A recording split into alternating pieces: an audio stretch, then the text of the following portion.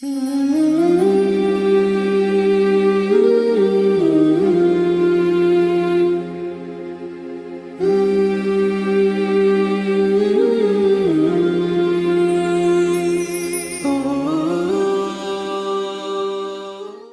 تعالیٰ کے فضل و احسان سے سورۃ البقرہ کی آیت نمبر 254 تک ہماری کلاس مکمل ہو چکی ہے۔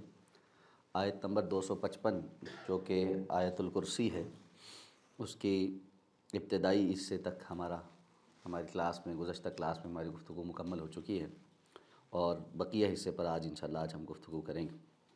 پہلے تلاوت کر لیتے ہیں، اس کے بعد انشاءاللہ ترجمے سے آغاز کریں۔ اعوذ باللہ من الشیطان الرجیم، بسم اللہ الرحمن الرحیم۔ اللہ لا الہ الا هو الحی القیوم لا تأخذه سنة ولا نوم له ما في السماوات وما في الأرض من ذا الذي يشفع عنده إلا بإذنه يعلم ما بين أيديهم وما خلفهم ولا يحيطون بشيء من علمه إلا بما شاء وسع كرسيه السماوات والأرض ولا يؤوده حفظهما وهو العلی العظیم۔ گزشتہ کلاس میں اس حوالے سے بات ہوئی تھی کہ اس جس کو آیت الکرسی کہا جاتا ہے، اس کے کتاب و سنت میں جو فضائل وارد ہوئے ہیں، بیان ہوئے ہیں، تفصیلاً ہم نے ان پر بات کی۔ اس آیت کے شروع میں ایک دعویٰ ہے کہ اللہ لا الہ الا ہو، اللہ کی ذات وہ ہے کہ جس کے سوا کوئی معبود نہیں، اور پھر بقیہ آیت اس دعوے کی دلیل کے طور پر 11 باتیں یا 11 دلائل پیش کیے گئے۔ الحی القیوم لا تأخذہ سنۃ ولا نوم، اور نہیں ہے بوجھ ان دونوں کی حفاظت اس پر، وہو العلی العظیم، اور وہ بڑا بلند و بالا، بڑی عظمت والا ہے۔ یعلم ما بین ایدیہم وما خلفہم، وہ جانتا ہے جو کچھ ان کے آگے ہے اور جو پیچھے ہے۔ ایدیہم میں جو ہم ہے یا یہ جو صیغہ ہے کہ ان کے آگے، اس سے مراد کیا ہے؟ کل کائنات جو اللہ رب العزت نے پیدا کی ہے، جتنی مخلوقات جن کے بارے میں اللہ نے ہمیں بتایا ہے، اور کتنی اللہ کی ایسی مخلوقات جن کے بارے میں ہمیں علم نہیں، ان سب کے آگے اور پیچھے جو کچھ ہے وہ سب اللہ کے علم میں ہے۔ آگے سے مراد جو ابھی حاضر ہے، پیچھے سے مراد جو ماضی میں گزر چکا ہے۔ تو حاضر اور مستقبل جو آگے ہے اور پیچھے جو ماضی میں ہے، یعنی ماضی، حال، مستقبل سب اللہ رب العزت کے سامنے بالکل واضح ہے، اللہ کو اس کا پورا علم ہے۔ اللہ رب العزت کے متعلق یہ بات جان لینی چاہیے کہ اللہ تعالیٰ جس طرح ہمیشہ سے ہیں، اسی طرح اللہ کی صفات بھی ہمیشہ سے، اور علم اللہ کی صفات میں سے ایک صفت ہے، اور اللہ رب العزت کی صفت علم بھی ہمیشہ سے۔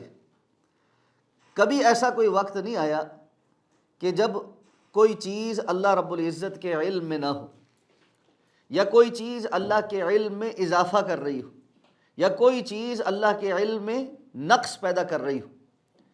اللہ رب العزت کی ذات جس طرح بالکل مکمل ہے، تمام عیوب سے مبرہ اور منزہ ہے، اسی طرح اللہ رب العزت کی صفات بھی مکمل ہیں اور ان کے اندر بھی کوئی عیب نہیں۔ یہ مخلوق کا عیب ہے کہ ایک وقت ہوتا ہے کہ اس کے پاس علم نہیں ہوتا، جیسے انسان پیدا ہوتا ہے تو وہ بے علم ہوتا ہے، وقت گزرنے کے ساتھ، تجربات کے ساتھ اس کے علم میں اضافہ ہوتا ہے، وہ سیکھتا ہے، اور پھر جیسے جیسے عمر بڑھتی ہے کتنی ہی باتیں جو اس نے سیکھی ہوتی ہیں وہ بھول جاتا ہے۔ یہ ساری آلائشیں یا کمزوریاں یہ مخلوق کی حصے میں۔ اللہ رب العزت کا علم سابق، شامل اور کامل ہے، ہمیشہ سے ہے، ہر چیز کے اوپر شامل ہے، ہر طرح سے کامل ہے، اس کے اندر کوئی نقص نہیں۔ تو یعلم ما بین ایدیہم وما خلفہم، وہ جو کچھ ان کے آگے ہے، جو کچھ پیچھے ہے، اس کا مکمل علم رکھتا ہے۔ اس لیے اللہ رب العزت سے کوئی چیز مخفی اور پوشیدہ نہیں۔ جب کوئی چیز مخفی اور پوشیدہ نہیں ہے تو اللہ رب العزت نے ہر چیز کے متعلق پھر انسان سے پوچھنا بھی ہے، کیونکہ اس سے کچھ چھپا ہوا ہے نہیں۔ اس لیے فرمایا وما تخفی الصدور، وہ بھی جانتا ہے جو کچھ سینوں کے اندر چھپا ہوا۔ اس لیے انسان کے خیالات، اس کی سوچیں، اس کی فکریں، یہ ساری دنیا سے چھپ سکتی ہیں، بالکل ساتھ لگے بیٹھے بندے سے بھی چھپ سکتی ہیں، لیکن اللہ رب العزت سے نہیں چھپ سکتی۔ اس لیے اللہ رب العزت کی اس صفت علم کا انسان صحیح طریقے سے معرفت حاصل کر لے تو پھر اس کے لیے گناہوں سے بچنا آسان ہو جاتا ہے، کہ اس کو یہ پتہ چل جاتا ہے کہ میرا اللہ ہر چیز کا علم رکھتا ہے، اس سے کچھ مخفی اور پوشیدہ نہیں۔ اصل مسئلہ پیدا یہاں سے ہوتا ہے کہ جب ہم اپنے سوچ اور فکر کو پاک نہیں کرتے، اور سوچ اور فکر جب یہ آزاد ہو جاتی ہے، پھر کرتے کرتے انسان کا رویہ اور عمل بھی بے رب روی کا شکار ہو جاتا ہے۔ کتنے ہی لوگ ہیں جو یہ سمجھتے ہیں کہ جی میں تو غلط کام نہیں کرتا، لیکن ذہنی طور پر، فکری طور پر وہ بہت ساری غلط باتوں اور سوچوں کو اپنے دل میں اور دماغ میں جگہ دیے ہوئے ہوتے۔ یہ جو جگہ ہے نا، سب سے زیادہ محنت اس پر کرنے کی ضرورت ہے۔ یہ ہے حقیقت میں جہاں جا کر پتہ لگتا ہے کہ انسان کو خشیت، اللہ کا ڈر اور خوف اور تقوی ہے یا نہیں۔ اسی لیے تو رسول اللہ صلی اللہ علیہ وسلم فرمایا تھا نا، تقوی ہاں ہونا، یہ تقوی جو ہوتا ہے وہ یہاں ہوتا ہے۔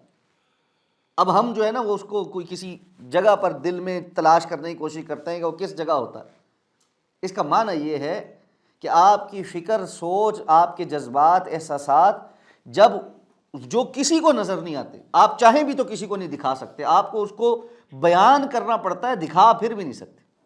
آپ جو زبان سے کہہ رہے ہوں گے، دوسرا اس پر بھروسہ کر لے تو ٹھیک ہے، اگر بھروسہ نہ کرے تو کتنے لوگ ہیں جو لاکھ قسمیں اٹھاتے رہتے ہیں، ہمیں ان پر اعتبار نہیں ہوتا، ہم ان کی بات کا بھروسہ نہیں کرتے۔ وجہ یہ ہے کہ دل چیر کر تو کوئی بھی نہیں دیکھ سکتا۔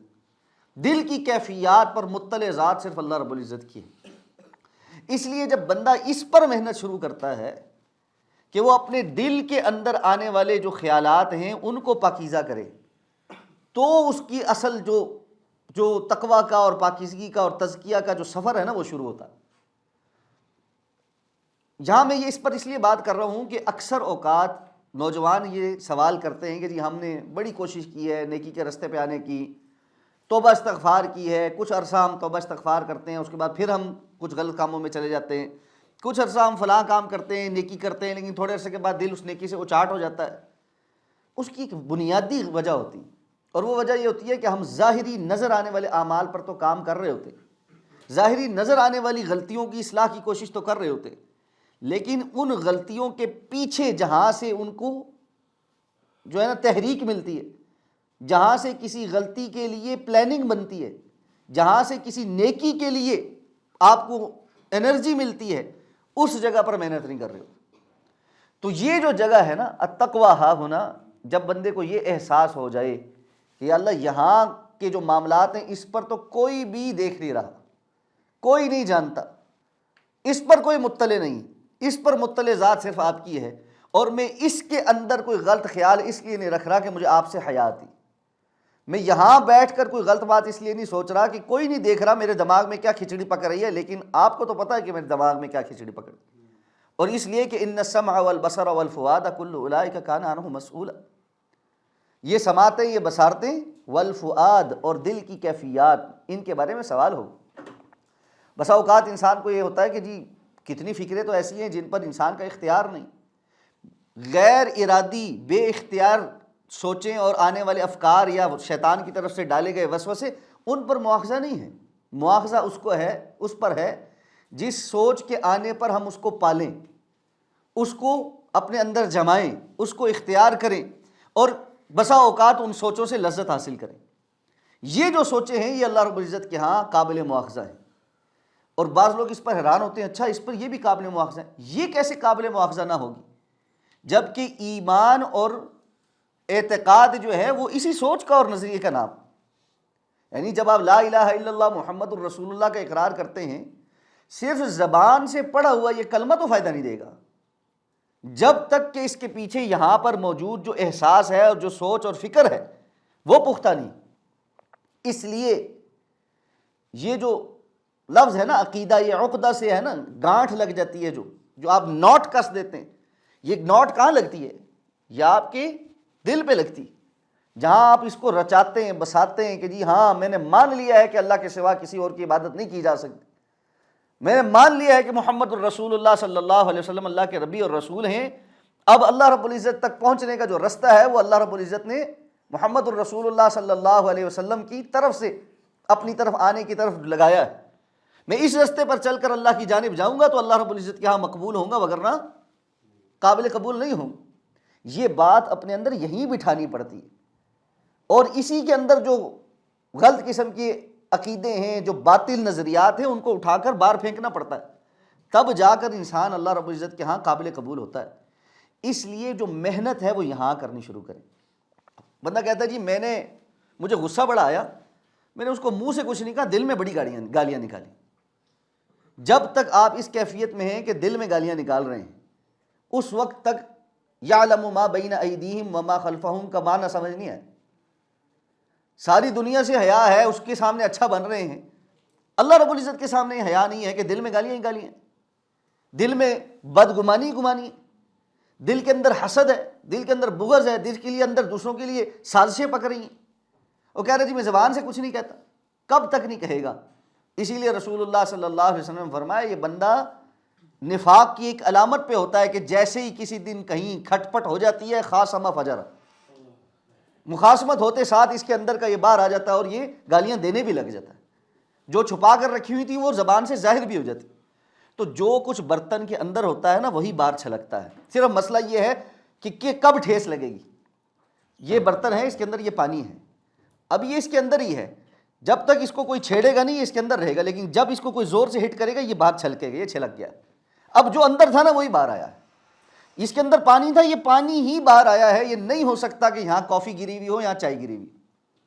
تو میرے اندر جو کچھ ہے جب مجھے ٹھیس لگے گی، جب مجھے کوئی چھیڑے گا، جب مجھے کوئی دکھ پہنچے گا، جب کوئی تکلیف پہنچے گی، اندر سے کیا نکل رہا ہے، وہ انسان کو حقیقتاً بتاتا ہے کہ وہ کیا ہے، اور وہ عموماً ڈس اپوائنٹنگ ہوتا ہے۔ کیوں ہوتا ہے؟ کہ ہم نے کبھی اس پر محنت نہیں کی ہوتی۔ تو یعلم ما بین ایدیہم وما خلفہم، جو کچھ ان کے آگے ہے، جو کچھ پیچھے ہے، ہر بات اللہ کے علم میں ہے۔ اس لیے محنت اس بات پر کرنی ہے کہ رب تعالیٰ کے سامنے انسان وہ حیا اختیار کرے جیسی حیا کرنے کا حق ہے۔ رسول اللہ صلی اللہ علیہ وسلم نے سمجھانے کے لیے یہ بات سکھائی تھی کہ اللہ رب العزت سے اس سے بھی زیادہ حیا کرو جتنا تم اپنے کسی خاندان کے اور قبیلے کے بڑے بزرگ اور کسی اپنے یعنی بڑے استاد یا کسی والد کو دیکھ کر اس کی حیا کرتے ہو۔ کتنے لوگ ہیں آپ کو شاید یہ ایکسپیرینس ہوا ہے، نہیں ہوا، ہمیں بہت ہوتا ہے۔ کہیں پہ میں باہر جاؤں نا تو روڈ پر کھڑا کوئی بندہ سگریٹ پی رہا ہے، ایک دم سگریٹ پھینک دیتا، کیا ہے جی شیخ صاحب آ رہے ہیں۔ بہت ساری خواتین جو یعنی محلے میں کبھی آپ باہر نکلیں، ارد گرد پڑوس میں ہیں، جیسے ہی دیکھتے صاحب فوراً دوپٹہ چادر سیدھی کرنے لگ جائیں گے، جی شیخ صاحب آ رہے ہیں۔ تو میں اکثر جمعے میں اور دروس میں ساتھیوں کو کہتا ہوں بھائی مجھے دیکھ کر یہ کام چھوڑنے سے کیا فائدہ ہو؟ میری حیا کرنا اچھی بات، کسی بڑے کی حیا کرنا اچھی بات، لیکن بنیادی جس سے حیا تھی وہ حیا اگر چھوڑ دی ہے تو پھر کام کوئی فائدہ نہیں۔ اور یہی وہ بات ہے اذا لم تستحی فاصنع ما شئت، اللہ کے رسول نے فرمایا تھا اگر تم حیا کرنی چھوڑ دو پھر جو مرضی کرتے رہو۔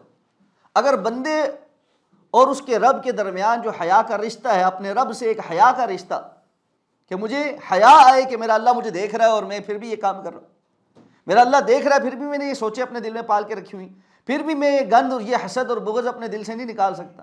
اللہ رب العزت کا حکم ہے بندوں کو معاف کر دو، لیکن میں اپنے دل کے اندر سے سوچے ہی نکال نہیں پا رہا، میں کسی کو معاف کرنے کو تیار نہیں ہوں، میں زبان سے بڑا میٹھا میٹھا بنتا ہوں لیکن میرا دل بڑا کڑوا ہے۔ یہ جو ہے نا یہ طریقہ کار ہمیں کامیاب نہیں ہونے دے۔ تو یہ سمجھ لینا کہ یعلم ما بین ایدیہم وما خلفہم ولا یحیطون بشیء من علمہ الا بما شاء، اور وہ اس کے علم میں سے کسی چیز کا احاطہ نہیں کر سکتے سوائے اتنا جتنا وہ خود چاہے۔ اب اللہ تعالیٰ نے اپنی مخلوق کو بھی علم دیا ہے، جتنا جس کو چاہا ہے علم دیا ہے، اور انبیاء کو وحی کے ذریعے علم دیا ہے، باقی اپنی مخلوق کے لیے علم کے بہت سارے ذرائع بنائے ہیں۔ وَفَوْقَ كُلِّ ذِي عِلْمٍ عَلِيمٍ، فرمایا ہر علم رکھنے والے کے اوپر اور زیادہ علم رکھنے والا موجود ہے۔ اس لیے یہ بات جاننا کہ جس کے پاس علم ہے اس کے پاس اللہ رب العزت کی طرف سے ایک عطا ہے، اور اس علم کی قدر ہونی چاہیے، اس لیے کہ کوئی بھی اپنی مرضی سے جا کر خود چھین کر کوئی علم نہیں حاصل کر سکتا۔ اللہ رب العزت عطا فرماتے ہیں تو انسان کے اندر علم آتا ہے۔ اب آپ کہیں گے کہ جی کوئی بندہ جا کر کتابیں پڑھے گا، سارا کچھ ہوگا تو علم آ جائے گا اس کے پاس۔ تو بعض لوگ ہوتے ہیں انہوں نے کتابیں تو بڑی پڑھی ہوتی ہیں، علم نہیں ہوتا ان کے پاس۔ علم اور چیز ہے، اور کتابیں پڑھ لینا یا ڈگریاں حاصل کر لینا اور چیز ہے۔ اللہ تعالیٰ نے اہل کتاب کو یہ بات نہیں کہی۔ اللہ رب العزت نے سورہ جمعہ کے اندر ارشاد فرمایا نا کہ یہ جو یہودی ہیں ان کی مثال کیا ہے؟ ان کی مثال ایسی ہے کہ کسی گدھے نے کتابیں لاد رکھی ہوں، کمثل الحمار یحمل اسفارا، یہ ایسے ہیں جیسے گدھے کے مانند ہوں جس نے بہت سارے جو ہے نا صفر، بہت سارے جو ہے نا کیا کہتے ہیں رجسٹرز اپنے اوپر لاد لیے۔ تو اگر کسی گدھے کے اوپر پوری لائبریری بھی لاد دی جائے تو کیا اس سے وہ صاحب علم ہو جاتا ہے؟ ایسا نہیں ہوتا۔ علم ایک ایسی چیز ہے جو اللہ رب العزت کی طرف سے انسان کو عطا ہوتی ہے، ملتی ہے، اس لیے اس کو مانگنا پڑتا ہے۔ وَقُلْ رَبِّ زِدْنِي عِلْمًا، اس لیے آپ کہیے یا اللہ میرے علم کے اندر اضافہ فرما دے۔ اور اللہ کے رسول صلی اللہ علیہ وسلم دعا مانگا کرتے تھے، اللہم انی اسألک علما نافعا، یا اللہ میں آپ سے نفع بخش علم کا سوال کرتا ہوں۔ اس سے ایک اور بات بھی پتہ چلی، بلکہ ساتھ دوسری دعا بھی ہے، اللہم انی اعوذ بک من علم لا ینفع، یا اللہ میں ایسے علم سے پناہ طلب کرتا ہوں جو نفع نہیں دیتا، جو غیر نفع بخش، عمران بھائی جوتے ریک میں، جو غیر نفع بخش۔ اس کا مطلب ہے کہ علم کو اللہ رب العزت نے بعض لوگوں کے لیے نفع بخش بنایا اور بعض لوگوں کے لیے نقصان دہ بھی بنایا۔ تو کچھ لوگ ہوتے ہیں جن کے پاس معلومات ہوتی ہیں لیکن ان سے ان کو فائدہ کوئی نہیں حاصل ہو رہا ہوتا۔ آپ کا کیا خیال ہے، شیطان کے پاس علم نہیں؟ اللہ رب العزت کے ساتھ ہم کلام ہوا ہے، فرشتوں کی مجلسوں میں بیٹھا ہے، جنت اور جہنم کو آنکھوں سے دیکھا ہے، یہ یقینی علم اس کو اس بارے میں کوئی شک نہیں ہے، یقینی علم اس کو کوئی فائدہ دے رہا ہے؟ اس کو کوئی فائدہ نہیں دے رہا۔ اس لیے علم کے حصول میں اللہ رب العزت سے جہاں علم کے اضافے کی دعا مانگنی چاہیے، وہاں اللہ رب العزت سے نفع بخش علم کی دعا مانگنی چاہیے، اور علم انسان کے لیے فتنہ نہ بنے اور اس کے لیے آزمائش نہ بنے اور اس کے لیے نقصان دہ نہ بنے، اس کی دعا بھی مانگنی چاہیے۔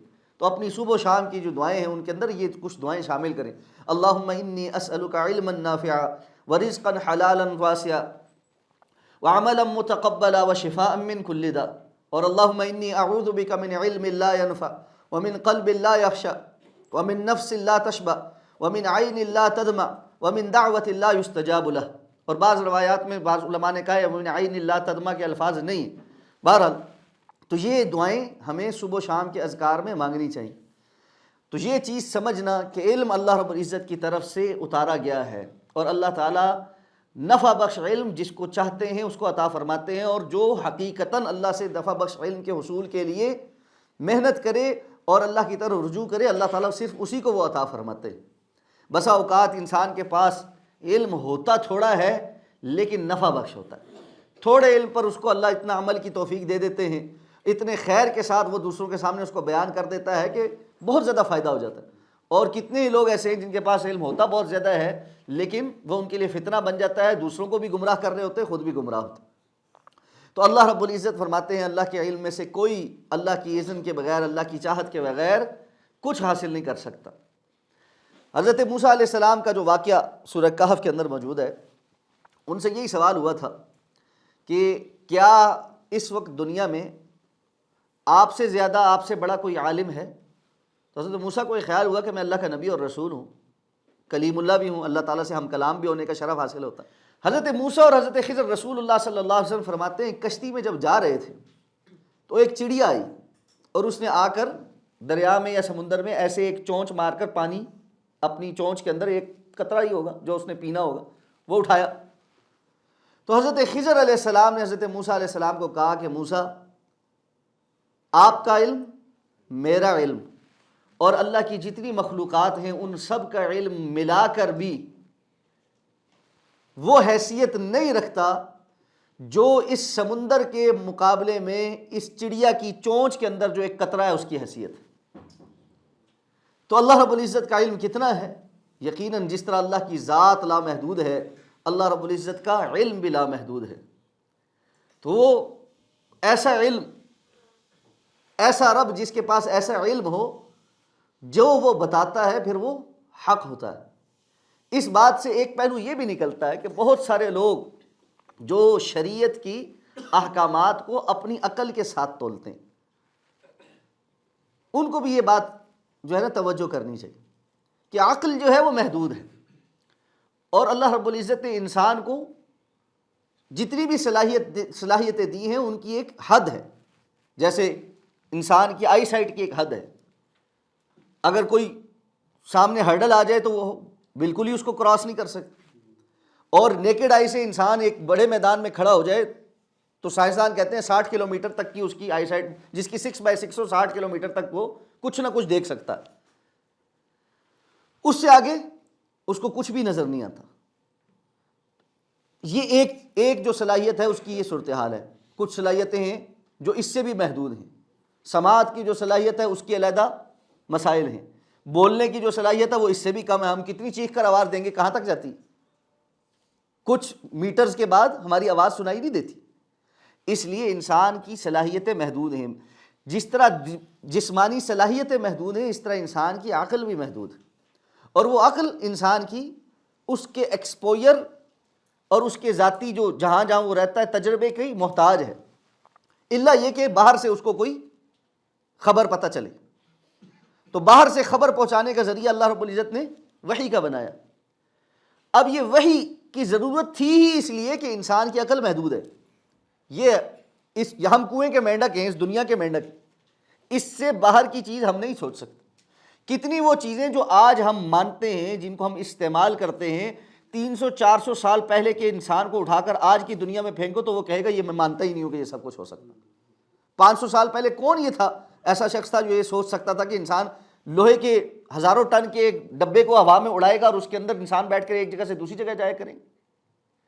تو بہت ساری چیزیں جن کو دوسرے انسان ہی نگیٹ کر دیتے، آج وہ پریکٹیکلی موجود ہیں۔ اس لیے شریعت کے احکامات کو اور چیزوں کو سارا وقت اپنی عقل اور تجربے کے اوپر تولنا یہ بذات خود بے وقوفی ہے، اور یہ انسانی تجربے کے بھی خلاف، کہ انسان بہت ساری ایسی چیزیں جن کا انکار کرتا تھا آج ان کو مانتا ہے۔ مستقبل کے حوالے سے بہت ساری چیزوں کو جن کا انکار کرتا تھا آج انسان انکار کرتا ہے، کل کو آنے والا انسان اس کو کر کے دکھا دے گا۔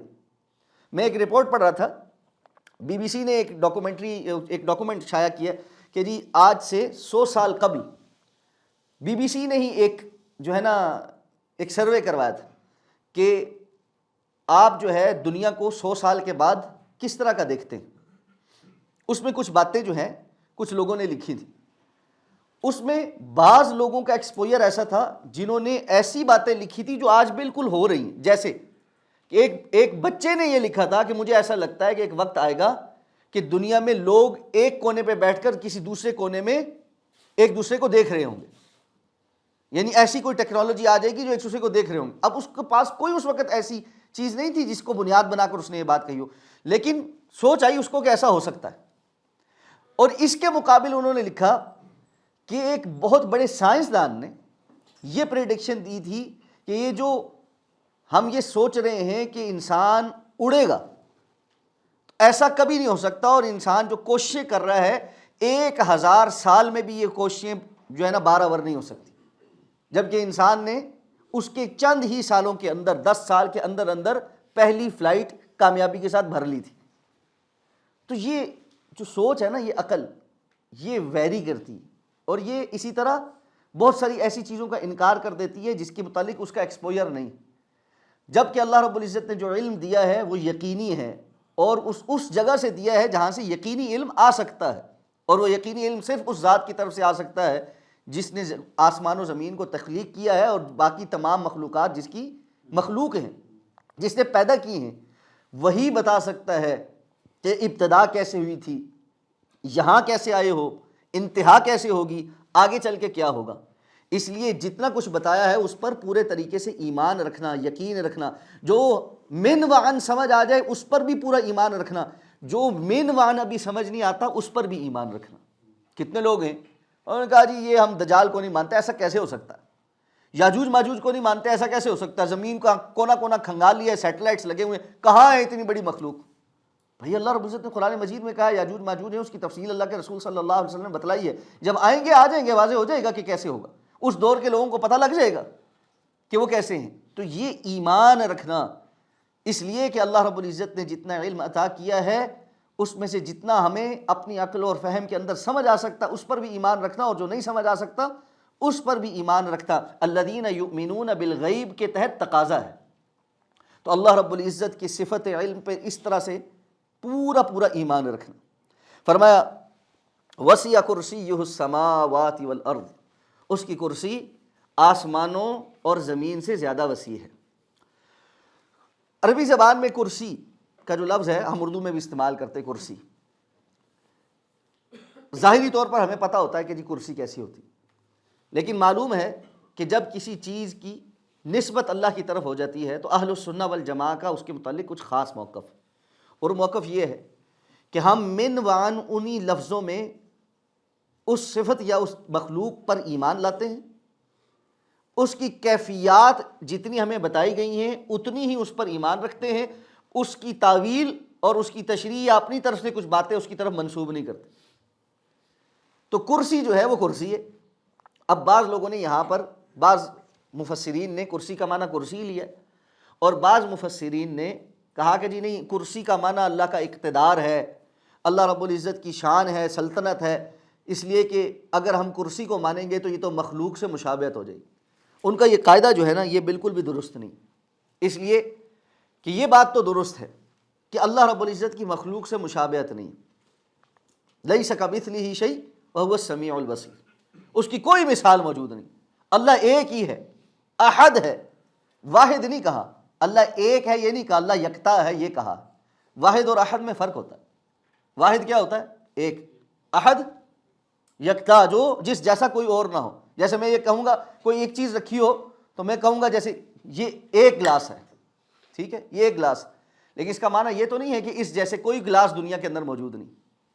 اس کا پورا سیٹ ہوگا، اوپر آفس میں ہی پڑا ہوگا، 12 14 24 تو یہیں پڑے ہوں گے، لیکن اس وقت یہاں پر یہ ایک پڑا ہوا ہے۔ لیکن جب میں یہ کہوں گا نا کہ یہ ون اینڈ دا اونلی ہے، تب وہ احد ہوگا۔ تو اللہ رب العزت نے اپنے متعلق احد کا لفظ استعمال کیا ہے، تو اللہ رب العزت کی مشابہت کوئی نہیں ہو سکتی، کوئی اللہ جیسا نہیں ہو سکتا۔ لیکن اللہ تعالیٰ نے اپنا تعارف کروانے کے لیے ہمیں بعض چیزیں، بعض الفاظ ایسے استعمال کیے ہیں جو مخلوق میں بھی استعمال ہوئے ہیں اور اللہ رب العزت کے تعارف میں بھی استعمال ہوئے ہیں۔ جیسے اللہ رب العزت کی ایک صفت ہے کہ وہ سمیع علیم ہے، سننے والا اور بہت زیادہ علم رکھنے والا ہے۔ اب سمیع مخلوق میں بھی جو لوگ سنتے ہیں ان کو کہا جاتا ہے، علیم اللہ تعالیٰ نے خود قرآن میں کہا وَبَشَّرُوهُ بِغُلَامٍ عَلِيمٍ، اور انہوں نے اس کو ایک بہت علم رکھنے والے بیٹے کی خوشخبری دی۔ لیکن یہ علیم اور جب ہم اللہ رب العزت کی طرف بولتے ہیں العلیم، اس میں فرق ہے۔ اسی لیے اللہ رب العزت کی صفات کے ساتھ الف لام لگا ہوتا ہے، یہ تخصیص کا، تعریف کا ہے کہ العلیم کوئی اور نہیں ہو سکتا، علیم بہت سارے ہو سکتے، ٹھیک ہے نا۔ الرحمن صرف ایک ہے، رحمان بہت سارے ہو سکتے ہیں۔ الرحیم صرف ایک ہے، رحیم بہت سارے ہو سکتے ہیں۔ اس لیے یہ کہنا کہ کرسی کو اگر ہم نے کرسی کے طور پر مان لیا تو یہ مشابہت ہو جائے گی، تو ایسی مشابہت تو بہت ساری چیزوں میں پائی جاتی ہے۔ خود اللہ تعالیٰ نے اسی آیت الکرسی کے شروع میں پہلی جو دلیل دی ہے وہ کیا ہے؟ الحی، اللہ کی ذات زندہ ہے، تو زندگی تو ہماری بھی ہے، لیکن کیا ہماری زندگی اور اللہ کی زندگی ایک جیسی ہے؟ ہرگز نہیں، اس میں کوئی مشابہت نہیں۔ یہ لفظی مشابہت ہے کہ ایک زندگی کا مفہوم ہمیں سمجھ آتا ہے، اس کی طریقے سے، اسی کی وجہ سے اللہ تعالیٰ اپنا ایک تعارف کراتے ہیں۔ تو یہ سمجھ لینا کہ جو بھی بات ہم اللہ رب العزت کی طرف منسوب کرتے ہیں، اللہ تعالیٰ کی جملہ صفات جب اللہ کی طرف ان کی نسبت ہو جاتی ہے تو ان کا معنی اور مفہوم، اس کے اندر ہم تشبیہ اور اس کے اندر ہم تعویل اور اپنی طرف سے کوئی بات گھڑنے کے قائل نہیں۔ حضرت عبداللہ ابن عباس رضی اللہ تعالیٰ عنہما اس کی تفسیر میں بیان کرتے ہیں کہ کرسی جو ہے نا، اس کا معنی ہے موضع قدمی۔ کرسی جیسے کہ دو پاؤں رکھنے کی جگہ ہوتی ہے نا، ایسے ہے۔ اور اس کی پھر انہوں نے تفصیل بیان کی، انہوں نے کہا آسمان و زمین کی اللہ کی کرسی کے مقابل ایسی ہی حیثیت ہے جیسے ایک بہت بڑے چٹیل میدان میں کچھ کنکر یا ایک انگوٹھی رکھی ہو۔ ایک بڑا گراؤنڈ ہے اور اس کے درمیان میں کچھ پتھر یا ایک انگوٹھی رکھی ہو، تو آپ سوچ سکتے ہیں کہ اس گراؤنڈ کے مقابلے میں اس کی کیا حیثیت ہے۔ تو فرمایا آسمانوں اور زمین، ساتوں آسمانوں اور زمین کی کرسی کے سامنے جو موضع قدمین ہے صرف یہ حیثیت ہے، اور کرسی کی اللہ کے عرش کے سامنے ایسی ہی حیثیت۔ کرسی کی اللہ کے عرش کے سامنے ایسی ہی حیثیت، تو اللہ کا عرش کتنا وسیع ہوگا، اللہ اکبر۔ اسی لیے جب ہم یہ سمجھ لیتے ہیں نا تو رسول اللہ صلی اللہ علیہ وسلم کی بعض دعاؤں کی حکمت سمجھ آتی۔ اللہ کے رسول صلی اللہ علیہ وسلم نے ایک دعا سکھائی ہے انسان کو پریشانی میں، سٹریس میں، اضطراب کی حالت میں پڑھنے کے لیے نا، ایک دعا ہے جو سکھائی ہے، جو اللہ کے رسول سخت پریشانی ہوتی تھی نا پڑھتے تھے۔ لا الہ الا اللہ العظیم الحلیم، لا الہ الا اللہ رب العرش العظیم، لا الہ الا اللہ رب السماوات ورب الارض رب العرش الکریم۔ لا الہ الا اللہ، اللہ کے سوا کوئی معبود نہیں، العظیم الحلیم، جو بڑی عظمتوں والا، بڑے حلم والا ہے، بڑے حلم والا ہے، یعنی اپنی مخلوق کے ساتھ بڑی نرمی برتنے والا، ان کی غلطیاں معاف کر کر کے ان کو عطا کرنے والا، ان کی پردے رکھنے والا ہے۔ لا الہ الا اللہ رب العرش العظیم، وہ اللہ ہے جو عرش عظیم کا رب ہے۔ یہ کیوں یہاں کہا ہے؟ رب العرش العظیم بھی کہا اور آخر میں پھر کہا رب العرش الکریم۔ رب العرش العظیم عرش کی عظمت ہے، رب العرش الکریم عرش کریم کا، بڑی کرام، بڑی عزتوں والے عرش کا مالک ہے۔ اور کریم کا جو لفظ ہوتا ہے نا، یہ جود و سخا کے معنی میں بھی استعمال ہوتا ہے، اور معلوم ہے اللہ کے رسول صلی اللہ علیہ وسلم نے حدیث میں فرمایا ہے کہ اللہ رب العزت کے عرش کے خزانے بھی ہیں، اور اسی لیے فرمایا نا لا حول ولا قوت الا باللہ، یہ اللہ کے عرش کے خزانوں میں سے ایک خزانہ ہے۔ تو کیا انسان کو تصور آتا جب وہ یہ دعا پڑھ لیتا ہے؟ میری اس چھوٹی سی دنیا کے اندر ایک نہ نظر آنے والا میں، اور میرے سے متعلقہ چھوٹے سے مسائل، اس رب کے لیے جو عظیم الحلیم ہے، عظیم الحلیم ہے، رب العرش العظیم ہے، رب السماوات و رب الارض رب العرش الکریم ہے، میرے مسائل کی کوئی حیثیت ہے اس کے سامنے؟ وہ حل کرنے چاہے تو ایک کلمہ کن اس کی طرف سے صادر ہوگا اور میری جملہ مسائل اڑے ہوئے چلے جائے۔ وہ دینے پر آئے گا، ساری دنیا مخالفت میں کھڑی ہو جائے، کائنات پوری ایک سائڈ پہ ہو جائے، اللہ رب العزت کی طرف سے عطا آ جائے تو کوئی روک نہیں سکتا۔ اللہ رب العزت روک دے، کل کائنات میرے ساتھ کھڑی ہو جائے، میرا کوئی فائدہ نہیں ہو سکتا۔ یہ یقین جب انسان کو ہوتا ہے نا، یہ الفاظ اپنے اندر سے بندہ صحیح سمجھ کر ادا کرے نا، سٹریس مٹریس ہر چیز، کسی کاؤنسلنگ کی ضرورت نہیں رہتی، آپ کسی دوائی کی، کسی چیز کی ضرورت نہیں رہتی۔ آپ اللہ کے حوالے کر کے یہ دعا پڑھ کے، یہ بڑا میں نے اپنی زندگی میں اس کا بڑا تجربہ کیا۔ آپ یہ دعا پڑھیں، چند ایک ساتھ دعائیں اور پڑھیں۔ اللہم انی اعوذ بک من الہم والحزن واعوذ بک من العجز والکسل واعوذ بک من الجبن والبخل واعوذ بک من غلبۃ الدین وقہر الرجال، یہ دعا پڑھیں۔ اور اسی طرح حسبی اللہ لا الہ الا هو علیہ توکلت وهو رب العرش العظیم پڑھیں، حسبنا اللہ ونعم الوکیل نعم المولا ونعم النصیر پڑھیں، لا حول ولا قوت الا باللہ پڑھیں، اللہ اللہ ربی لا اشرک بہ شیئا۔ یہ پتہ ہے میں ساری وہ دعائیں آپ کو بتا رہا ہوں جو اینٹی ڈپریسنٹ ہے، پھکے مار مار کے کیپسولوں کے مر گئے لوگ، حالت نہیں سیدھی ہو رہی۔ ایک ایک دعا کی معانی اور مطالب پر غور کر کے ایک ایک مرتبہ پڑھ کرنا، اٹھ جائیں اپنی جگہ سے، پھر دیکھیں کہاں جاتا ہے معاملہ۔ اللہ رب العزت نا انسان کو یعنی اپنی رحمت کے میں ایسا ڈھانپتا ہے کہ اس کو نظر آتا ہے کہ میرے رب نے میرے لیے کہاں سے رستہ نکالا، کہاں سے رستہ نکالا، کہاں سے رستہ نکالا، بالکل ایسے سامنے۔ اللہ تعالیٰ پھر ایسے بندے کو جو اس انداز میں اللہ کی تعریفیں بیان کرے اور اس انداز میں اللہ پر بھروسے کا اظہار کر دے نا، پھر یہ نہیں اس کو ابہام میں نہیں چھوڑتے کہ پتہ نہیں ہوگا نہیں ہوگا، ہوگا نہیں ہوگا، وہ آنکھوں کے سامنے دکھاتا ہے کہ ایسے ہوتا ہے۔ پھر اس لیے وسیع کرسیہ السماوات والارض، وہ ہمارا رب کیسا ہے؟ جس کی کرسی بھی آسمانوں اور زمین سے وسیع ہے۔ ایسا رب جس کو ہم مانتے ہیں، جس کی ہم عبادت کرتے ہیں، لا الہ الا ہو کا اعلان کرتے ہیں، کیا وہ ہمیں خالی چھوڑ دے گا؟ کیا وہ ہمیں شیطان کے حوالے کر دے گا؟ کیا وہ ہمارے لیے ہدایت کے راستے نہیں کھولے گا؟ کیا وہ ہماری روزی روٹی کا بندوبست نہیں کرے گا؟ کیا وہ ہمیں بیماریوں سے شفا نہیں دے گا؟ کیا وہ پریشانیوں سے باہر نہیں نکالے گا؟ وہ ہماری اولادوں کی اصلاح نہیں کرے گا؟ ہمارے لیے خیر کے دروازے نہیں کھولے گا؟ یقیناً کھولے۔ الیس اللہ بکاف عبدا، کیا اللہ اپنے بندے کو کافی نہیں؟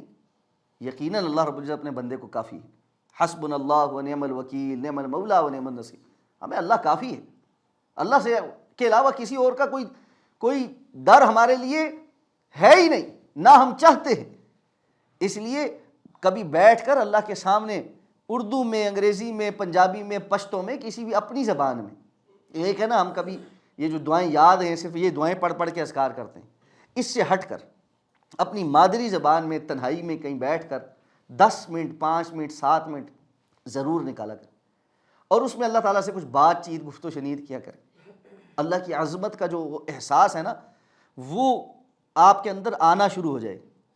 اور پھر جو قرآن کہتا ہے کہ جب اللہ کے بندے اللہ کی آیات سنتے ہیں، اللہ کی غور اور تدبر کرتے ہیں، تقشعر منہ جلود الذین آمنوا، تو یہ جو اہل ایمان کے رونگٹے ہیں نا، یہ جو ان کی جلد کے اوپر یہ کھڑے ہو جاتے ہیں۔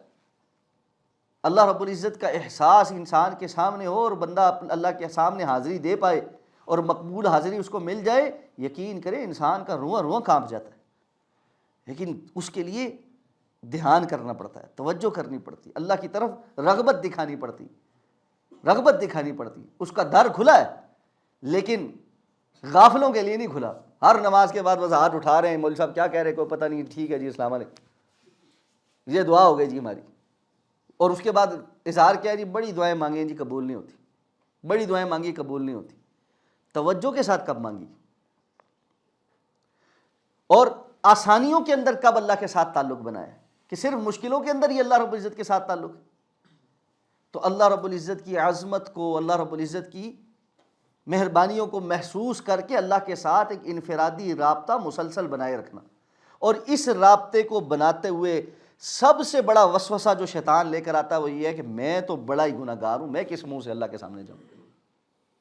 بس یہ اگر آپ نے یہ دیوار کراس کر لی نا تو پھر کوئی مسئلہ نہیں۔ اور اس دیوار کو کراس کرنے کا سب سے آسان نسخہ یہ ہے، یقیناً میں بہت گناہ گار ہوں لیکن میرا رب اس سے زیادہ معاف کرنے والا ہے۔ یا اللہ میں اسی بوتھے کے ساتھ، انہی کرتوتوں کے ساتھ پھر بھی ہوں تیرے در کا سوالی ہی، آیا تیرے پاس ہوں، کسی اور کے پاس جانے کی نہ طاقت ہے، نہ ہمت ہے، نہ کوئی اور ہے کہ جس کے پاس میں جاؤں گا اور میرا کچھ بن جائے گا۔ اس لیے میں اس وسوسے کو پسے پش ڈالتے ہوئے بار بار صرف تیرے سامنے ہی آتا ہوں، اور پھر ایک دفعہ آ گیا ہوں اور آئندہ بھی آؤں گا، تیری توفیق سے آؤں گا، آج بھی تیری توفیق سے آیا ہوں، تیرے فضل سے آیا ہوں، اپنی کسی کرتوت کے ساتھ تو آ نہیں سکتا تھا۔ اس لیے وہ جو غالب نے کہا ہے نا کہ کعبے کس منہ سے جاؤ گے غالب، شرم تم کو مگر نہیں آتی، کس منہ کے ساتھ جاؤ گے؟ اسی منہ کے ساتھ جاؤ گے۔ یہ شیطان کا وسوسہ ہے کہ تم تو اس قابل ہی نہیں ہو کہ تم اللہ کے سامنے جا سکو، اللہ کے گھر پہ جا سکو۔ بھائی ہم اللہ رب العزت کے بندے ساری زندگی اللہ کے سامنے سجدے میں پڑے رہیں، کوئی اور کام نہ کریں، پھر بھی کیا اللہ کا حق ادا کر لیں گے؟ اگر یہ پوری زندگی کا سجدہ لے کر اللہ کے سامنے جائیں گے تو کیا ہم اس قابل ہو جائیں گے کہ اللہ کے سامنے حاضری دے سکیں کہ ہاں ہم لے کر آئیں کچھ؟ کوئی اس قابل نہیں ہو سکتا۔ حدیث کے اندر الفاظ ہیں، وہ جس بندے نے 500 سال کی عبادت کی اور اس کے بعد کوئی نافرمانی نہیں کی، اللہ تعالیٰ فرمائیں گے میرے فضل سے جنت میں چلا جا، کہے گا یا اللہ آج بھی فضل آپ کے رحمت سے، ساری زندگی عبادت کی ہے، میں تو اپنی عبادت کی وجہ سے جاؤں گا۔ اس کو بارہا کہا جائے گا، اور جب یہ کہے گا تو اللہ تعالیٰ فرمائیں گے ٹھیک ہے، اس کی ساری زندگی کی نیکیاں ایک طرف رکھو، اور یہ جو ایک آنکھ، 2 آنکھوں بھی نہیں، ایک آنکھ کی جو ہم نے نعمت عطا کی تھی، اس نعمت کو دوسری طرف رکھو۔ ساری زندگی کی عبادت، ریاضت، کوئی ایک گناہ بھی نہیں، ایک آنکھ کا شکرانہ نہیں بنتا۔ اس لیے اس وسوسے کو سب سے پہلے اٹھا کر پار پھینک کہ جی میں کس طرح اللہ کے سامنے جا کے بات کروں، میں کیا کہوں اللہ کو، میں تو بڑا شرمسار ہوں، میرے تو حالت ہی نہیں ہے کہ میں اللہ کے ساتھ سامنے بیٹھ سکوں گا۔ یہ حالت نہیں ہے پھر بھی بیٹھے، پھر توبہ کرے، استغفار کرے، اللہ سے ہی کہیں اللہ میری حالت سدھار دے، میں کمزور ہوں، میں بار بار یہ کام کرتا ہوں، مجھے پتہ ہے یہ الٹا کام ہے، تو میں آ گیا ہوں تیرے در پہ، میری حفاظت کس نے کرنی؟ میں نے خود کرنی، میری حفاظت بھی تو اللہ نے کرنی، مجھے ہدایت کے رستے بھی تو اللہ نہیں سجانے، اس لیے اللہ کے سامنے جا کر صرف سرنڈر کرنا ہے، باقی سارے رستے اللہ نے آسان کر دینے، توفیق بھی اللہ نہیں دینی ہے، لا حول ولا قوت الا باللہ، اسی لیے سکھایا کہ انسان کو اپنی نیکی کا تکبر اور تقوی کا بخار بھی نہ چڑھے کہ جی میں بڑا نیک ہو گیا ہوں، میں بڑا پہنچی سرکار ہو گیا ہوں، اب تو مجھے یعنی کسی اور چیز کی ضرورت ہی نہیں۔ کتنے ہی لوگ ہیں جو اس معاملے میں گمراہی میں پڑ گئے کہ جی اب تو حضرت صاحب کا دل جو ہے وہ رواں ہو گیا ہے اور وہ قلب جاری ہو گیا ہے، اب وہ قلب جو ہے سارا ٹائم ڈھک ڈھک میں بھی اللہ کا ذکر کرتا ہے، اس لیے نہ نماز پڑھنے کی ضرورت ہے نہ روزہ رکھنے کی ضرورت ہے، نماز روزہ تو تزکیے کے لیے تھے، تزکیہ ہو گیا ان کا۔ یہ شیطان کے وسوسے، تو نہ ادھر نہ ادھر۔ الایمان بین الخوف والرجاء، ایمان خوف اور امید کے درمیان کا نام ہے، اس خوف اور امید کے درمیان رہنا، اللہ سے مایوسی بھی نہیں اور اللہ سے بے خوفی بھی نہیں، اللہ سے تقوی اختیار کرتے ہوئے، اس سے ہی امید لگاتے ہوئے اس کے سامنے اپنے دکھڑے رکھنا، اپنی باتیں رکھنا، سارا ٹائم اپنی چیزیں اللہ کے سامنے بیان کرنا اور اپنے دل کی کیفیات کو سارا ٹائم اللہ کے سامنے پیش کرنا۔ ایک بہت اہم سوال بار بار ساتھی کرتے ہیں کہ جی آج کے دور میں ریاکاری سے کیسے بچیں، ریاکاری سے کیسے بچیں؟ صحیح بات ہے، لگا ہوا ہے سامنے کیمرہ لگا ہوا ہے، ہر جگہ کیمرہ لگا ہوا ہے، جو بات بیان کر رہے ہیں وہ آگے کہیں سنی جا رہی ہے، کوئی نیکی کر رہے ہیں کوئی دیکھ رہا ہے، لیکن دل کی کیفیات تو کوئی نہیں دیکھ رہا۔ وہ ایک جگہ ہے جو اللہ نے کسی کے اوپر مطلع نہیں کی، یہاں جو کچھ ہوگا وہ بندے اور اللہ کے درمیان ہوگا۔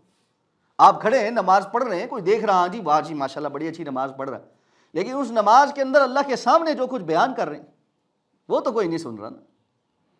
وہ تو سبحان ربی الاعلیٰ اور سبحان ربی العظیم اور سبحانک اللہم ربنا وبحمدک اللہم اغفر لی اور اللہم باعد بینی و بین خطایایا الی آخری، یہ والی دعائیں اور یہ مناجات تو کوئی نہیں سن رہا، یہ تو آپ کے اور رب کے درمیان ہی ہیں، کتنی دل سے کہی ہیں اور کتنی عظمت کو محسوس کر کے کہی ہیں۔ جب رکوع میں جائیں نا سبحان ربی العظیم اور جب سجدے میں جائیں سبحان ربی الاعلیٰ، یہ جو دو صیغے اللہ نے دیے ہیں نا یہ بڑی محبت کے ہیں۔ جب بچے پہ بہت زیادہ پیار آتا ہے نا تو بندہ کہتا ہے اور یہ میرا پتر، ٹھیک ہے نا، اپنی طرف نسبت کر، جب جس چیز کو بہت چیز اچھی لگتی ہے بڑی ہی انسان کے دل کے قریب جب ہو جاتی ہے تب بندہ اپنی طرف نسبت کرنے لگ جاتا ہے، ٹھیک ہے۔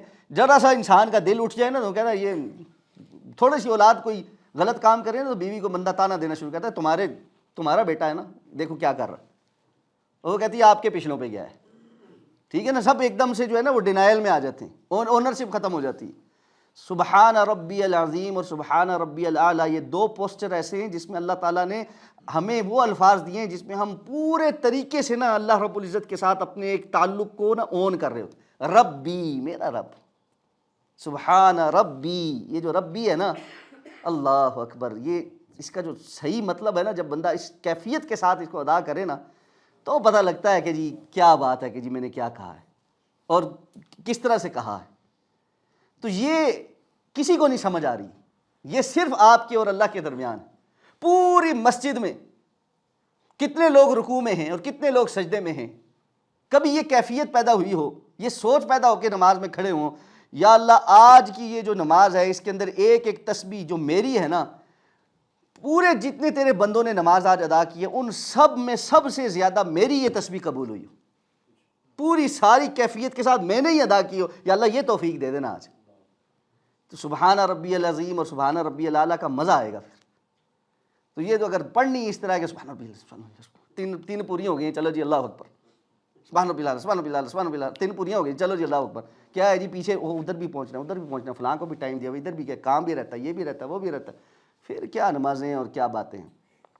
تو اس لیے ہماری چونکہ نمازیں ایسی ہیں نا، اللہ نے سچ بات ہے اللہ کے رسول صلی اللہ علیہ وسلم سے وہ سارے عمل بھی ہمارے لیے کروائے ہیں جس سے ہماری بچت ہو جاتی ہے۔ نماز کے متصل بعد اللہ کے رسول صلی اللہ علیہ وسلم اللہ اکبر کہنے کے بعد نا استغفر اللہ استغفر اللہ استغفر اللہ کہتے تھے، کیوں؟ جیسے ہم پڑھتے ہیں وہ استغفر اللہ والی ہی ہے کہ اس پر معافی مانگنی چاہیے۔ جو نہیں پڑھ رہا وہ تو ایک علیحدہ گناہ کر رہا ہے، جو پڑھ رہا ہے اس کی نماز بھی استغفر اللہ والی ہی ہے۔ اس لیے توجہ کے ساتھ اللہ کے ساتھ ایک تعلق بناتے ہوئے، کیوں یہ تعلق بن ہی نہیں سکتا اس وقت تک جب تک بندہ اللہ کی عظمت کو محسوس نہ کرے۔ اللہ کی عظمت کو بندہ جب تک محسوس نہیں کرتا، جس کی دل میں عزت ہوتی ہے عظمت ہوتی ہے، جس کا مقام اور مرتبہ ہوتا ہے، بندہ اسی کی بات مان سکتا ہے اور اسی کے ساتھ تعلق کو اون بھی کرتا ہے اور فخر بھی محسوس کرتا ہے، وگرنہ نہیں محسوس کرتا۔ آپ مجھے ایک بات بتائیں، یہ کتنے لوگ ہیں جو بڑے بڑے سیلیبریٹیز ہیں یا کوئی بڑا عالم ہے، شیخ، جس کی آپ عظمت، آپ جا کے اس کے ساتھ تصویر کھنچا کے سوشل میڈیا پہ کیوں لگاتے ہیں؟ کیا ہے اس کے پیچھے؟ بہت ساری اور باتیں ہوں گی، لیکن اس میں سے ایک چیز یہ ہے، یار میرا اس بندے کے ساتھ ایک تعلق ہے۔ آپ اس چیز کو اپنے لیے قابل فخر سمجھتے ہوئے ایک اونرشپ لیتے ہیں اس کی، یار مجھے اللہ نے یہ سعادت دے دی، یہ بندہ بھی میرے ملنے جلنے میں ہے، یا یار فلاں عالم سے مجھے ملنے کا موقع مل گیا۔ امام کعبہ آتے ہیں، تصویروں پہ تصویریں لگ رہی ہوتی ہیں، یار یہ امام کعبہ کے ساتھ بھی اللہ نے مجھے موقع ملنے کا، آپ اون کرتے ہیں نا اس کو، اس پر فخر کرتے ہیں، خوش ہوتے ہیں کہ جی یار یہ چیز۔ اپنے رب کے ساتھ جو تعلق ہے اس کی اونرشپ کو کہاں کا ظاہر کرتے ہیں؟ کتنے لوگ ہیں جو تو اس کو چھپاتے ہیں کہ اماں ابا نے یہ اونرشپ دے دی ہے، وراثت میں ملی ہے، ہم تو اس پہ شرمندہ ہیں کہ اللہ رب العزت کے ساتھ ہمارا کوئی تعلق ہے، ہم کوئی حال حلیے میں کچھ نظر نہ آ جائے جس سے یہ ثابت ہو یہ بندہ کوئی اللہ کا ماننے والا ہے۔ تو حال حلیہ بھی ایسا ہونا چاہیے جو سارا ڈینائل پہ ہو، اور جہاں کہیں تھوڑا بہت بھی کچھ ہو جائے تو بڑی ایک جو ہے نا معذرت خواہانہ سی ان کی جو ہے نا اپروچ ہوتی ہے دین کے متعلق کہ سب ٹھیک ہے، اوکے، وہ بھی ٹھیک ہے، یہ بھی ٹھیک ہے، یہ بھی ٹھیک ہے، ہاں بائی برتھ ہم مسلم ہیں تو اس لیے ہم بھی بہت ساری کچھ چیزیں کر لیتے ہیں، ہر ایک کا حق ہے وہ سب کچھ کر لے، بس اس قسم کی ایک اپروچ ہوتی۔ تو اللہ رب العزت کے ساتھ کیسا، کس قسم کا تعلق؟ اللہ کی عظمت کو نہیں پہچانا، اللہ رب العزت کی کو رب ہونے کا، اس کے معبود ہونے کا، الہ ہونے کا کے ساتھ جو تعلق تھا، وہ جو ہمیں ایک اونرشپ اس تعلق کے متعلق دینی تھی، وہ ہم نے اون ہی نہیں کی۔ اور مجھے یہاں جب بھی ہم یہ بات اس قسم کی بات کرتے ہیں نا، ایک واقعہ یاد آ جاتا ہے۔ میں نے بہت پہلے مولانا طارق جمیل صاحب کی ایک گفتگو میں وہ بات سنی تھی، لیکن بڑی دل کو لگی۔ وہ کہنے لگے کہ ایک دفعہ جو ہے نا ہم فیصل آباد میں تھے، تو ہمارے یعنی ڈی ایس پی صاحب تھے، دوست تھے، انہوں نے کہا جی کہ چلتے ہیں آئی جی صاحب سے مل کے آتے ہیں۔ تو ہم نے کہا جی اچھا ٹھیک ہے، ہم آئی جی صاحب سے مل، کہتے ہیں یہ پرانے وقتوں کی بات ہے، وہ میں اتنا مشہور اس وقت نہیں ہوتا تھا کہ جو ہے نا سب لوگ پہچان لیں۔ تو کہتے ہیں وہ میرا ڈی ایس پی دوست تھا، وہ بھی سادہ کپڑوں میں تھا، اور تھا وہ بھی تبلیغی، تو اس نے بھی داڑھی رکھی ہوئی تھی، ہم دونوں مولویوں والے حلیے میں، اور چلے گئے جناب آئی جی صاحب سے ملنے۔ تو کہتے ہیں گرمیوں کے دن تھے، تو ڈی ایس پی نے مجھے کہا کہ جی ہم نا بیک سائڈ پہ جو پارکنگ ہے وہاں گاڑی لگاتے ہیں، اور وہیں سے چونکہ وہ اسپیشل پارکنگ ہے فوراً اندر چل جائیں گے، ورنہ فرنٹ سے جہاں پارک کر کے بہت پیدل چل کے اندر آنا پڑے گا۔ میں نے کہا ٹھیک ہے۔ یعنی ہم چلے اور پچھلی والی پارکنگ میں ہم نے گاڑی کھڑی کی، اور وہاں سے ہم جو ہے نا جو بیک ڈور ایک تھا وہاں سے اندر تھانے کی طرف جانے لگے، ان کے آفس کی طرف۔ تو وہاں جو سنتری بیٹھا تھا وہ کرسی پہ ایسے ہی کہتے ٹیک لگا کے بیٹھا، اور انہوں نے کہا جی او جی صوفی صاحب کدھر؟ کہتے اب وہ ڈی ایس پی بھی سادہ کپڑوں میں تھا، اس کو بھی اس نے نہیں پہچانا، میں تو ویسے ہی کہتے غیر معروف سا تھا، مولوی تھا، تو مجھے بھی اس نے کوئی نہیں پہچانا۔ تو کہتے اس نے کہا جی کہ وہ آئی جی صاحب سے ملنا ہے۔ انہوں نے کہا جی مولوی صاحب اتو دیا ہو، ٹھیک ہے۔ انہوں نے کہا یار گرمی بڑی ہے، مہربانی کرے تو جان دے۔ انہوں نے کہا مولوی صاحب تانوں عقل نہیں ہے نا، سمجھ نہیں آئی نا، میں کو پشتو بولی اتو دیا ہو۔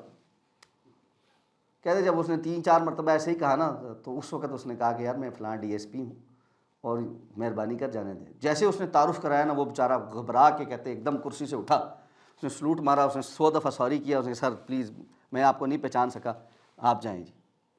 کہتے یہ واقعہ تو ہو گیا، لیکن اس سے مجھے ایک بات سمجھ آئی، اور بات یہ ہے کہ جس کی عظمت دل میں نہیں ہوتی اس کی بات کی کوئی اہمیت نہیں ہوتی، اور جس کی عظمت، جس کا مقام اور مرتبے کا پتہ ہوتا ہے، اس کی بات کا وزن ہوتا ہے۔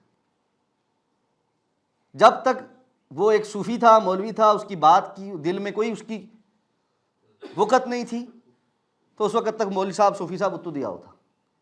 اور جیسے ہی پتہ لگا یہ ڈی ایس پی ہے، اس کی تو عزت کرنی پڑے گی، یہ تو مقام پہ ہے، مرتبے پہ ہے، اس کی بات کا وزن ہو گیا، ایکسس مل گئی، وہ فوری طور پہ یہاں سے جا رہا ہے۔ اللہ رب العزت کی عظمت دل میں ہو اور اللہ رب العزت کا حکم آ جائے اور بندہ حی علی الصلاۃ اور حی علی الفلاح کو نگلیکٹ کر دے، یہ ہو سکتا ہے؟ اللہ کے رسول صلی اللہ علیہ وسلم کے ساتھ عشق کے دعوے ہوں اور اللہ کے رسول صلی اللہ علیہ وسلم کے طریقے کا پتہ لگ جائے اور بندہ کہے جی کہ ٹھیک ہے، صحیح ہے، سوچیں گے، کریں گے، ہمارے لیے دعا کرنا۔ ہمیشہ زندگی بیت جائے 30 سال 40 سال 50 سال لوگوں کو یہی کہہ رہا جی بس ٹھیک ہے، بس ہاں میرے لیے دعا کرنا، یہ نہیں ہو سکتا۔ کہیں نہ کہیں تو کچھ کمی ہے، اور وہ کمی صرف اس بات کی ہے کہ ہم نے تعارف پورا نہیں حاصل کیا۔ تو یہ آیت الکرسی اللہ کا تعارف ہے، اس کو بار بار پڑھیں، اس کو بار بار اس کے پہلوؤں پر غور کریں، ایک ایک پہلو سے آپ کو نئی نئی باتیں پتہ چلتی جائیں گی۔ اللہ کی قسم کتنی مرتبہ پڑھا چکا ہوں، ہر دفعہ اللہ تعالیٰ کوئی نئی بات سکھاتے ہیں، ہر دفعہ کوئی نئی بات سیکھنے کو مل جاتی ہے۔ اس لیے وسع کرسیہ السماوات والارض ولا یؤودہ حفظہما، اور اس پر ان دونوں کی حفاظت کوئی بھاری نہیں، کوئی بھاری نہیں، آسمانوں کی، زمین کی، اس کرسی کی، عرش کی، جو اللہ کی مخلوقات ہیں ان سب کو اللہ نے اگر پیدا کیا ہے، وہ قائم رکھنے والا ہے، سارا کچھ کرنے والا ہے، تو اللہ رب العزت ان کی حفاظت سے غافل بھی نہیں۔ اللہ رب العزت کو کوئی بھاری نہیں ہے کہ خرچہ بڑھ گیا ہے جی، یہ کام کر دو ذرا، یہ آج کل کمپنی کے پاس بڑے ایسٹس تھے، سب کچھ ہوتا رہا، لیکن اب ذرا معاشی حالات ٹھیک نہیں ہے تو یہ آؤٹ لیٹس جو ہے نا وہ بند کرنے پڑیں گے، ڈاؤن سائزنگ کرنی پڑے گی، فلاں کرنا پڑے گا، ایسا کچھ نہیں۔ وَهُوَ الْعَلِيُّ الْعَظِيمُ، اور یہ تو تمہیں تھوڑا سا تعارف کروایا ہے، اصل بات یہ ہے وہ العلی العظیم ہے، بڑا ہی بلند و بالا۔ العلی، علو مکانی، یہ لفظ اپنا حقیقی معنی جہاں پر دیتا ہے وہ صرف یہ ہے جب یہ اللہ کی طرف منسوب ہو جاتا ہے۔ علی کا لفظ جو ہے نا العلی، کہ یہ علو مکانی، اونچی شان والا، بڑی عظمت والا، بڑا اونچا بلند، یہ سارے لفظ چھوٹے ہیں، اللہ کی عظمت بڑی، یہ سارے لفظ تعبیر سے آری ہیں، اللہ رب العزت کی شان اس سے زیادہ اونچی اور بڑی ہی عظمتوں والا، العظیم ہے وہ، کوئی اس کی عظمتوں کا مقابلہ نہیں کر سکتا۔ اس لیے جو کچھ سمجھ آیا ہے یہ بھی کچھ نہیں ہے اس کی اصل حقیقت کے متعلق، یہ تو میں نے اپنی زبان میں اپنے علم کے مطابق اللہ نے مجھے وہ بتایا ہے جو میں جذب کر سکتا ہوں، تو میں تو پھر چھوٹا سا، میری عقل بھی محدود ہے، میری زبان بھی محدود ہے، میری صلاحیتیں بھی محدود ہیں، اس کے اندر اتنا ہی پانی آ سکتا ہے جتنا یہ سما سکتا ہے، وگرنہ دنیا میں پانی تو بہت ہے، پانی تو بہت ہے۔ تو بھائی العلی العظیم ہے وہ، یہ نہیں سوچو کہ آیت الکرسی سمجھ لی تو اللہ کی عظمت کا پتہ لگنا شروع ہو گیا، اللہ رب العزت کی ساری معرفت ہوگی۔ لا تدرکہ الابصار وہو یدرک الابصار، کوئی آنکھ اس کا احاطہ نہیں کر سکتی، ادراک نہیں کر سکتی۔ ادراک کیا ہوتا ہے؟ ایک ہے کسی چیز کی معرفت، ایک ہے کسی چیز کا ادراک۔ اللہ کی معرفت تو ہو سکتی ہے، ادراک نہیں ہو سکتا۔ معرفت اور ادراک میں کیا فرق ہوتا ہے؟ اللہ رب العزت کا تعارف جتنا اللہ نے ہمیں بتایا ہے کہ جی یہ اللہ کی ذات ایسی ہے ایسی ہے، ادراک کیا ہے؟ احاطہ کر لینا، ہر جانب سے مکمل تمام ڈائمنشن سے کسی چیز کے متعلق آپ کو پتہ چل جائے۔ یہ کتاب ہے، قرآن مجید ہے، یہ مصحف ہے، جس کی آپ کو ویسے بھی تعریف پتہ ہے، کب نازل ہوا، کس پر نازل ہوا، کس زبان میں نازل ہوا، کہاں سے شروع ہوتا ہے، کہاں پر ختم ہوتا ہے، اس کی جلد کیسی ہے، اس کے صفحات کون سے ہیں، ناشر کون ہے، کب چھپا تھا، کون سی تاریخ کو چھپا تھا، یہاں کب آیا، یہ ساری باتیں اس کے متعلق، اس ایک کے متعلق آپ جان لیں تو آپ کہہ سکتے ہیں یار میں نے اس کا ادراک کر لیا۔ اللہ رب العزت کا ادراک کوئی نہیں کر سکتا۔ اللہ رب العزت کی ذات لامحدود ہے، اس لیے وہ العلی العظیم۔ پوری آیت الکرسی سکھانے کے بعد آخر میں یہ بتایا ہے وہ علی العظیم ہے۔ یہ 11 دعوے ہیں اللہ رب العزت کی اس آیت الکرسی میں، اللہ لا الہ الا ہو کو ثابت کرنے کے لیے۔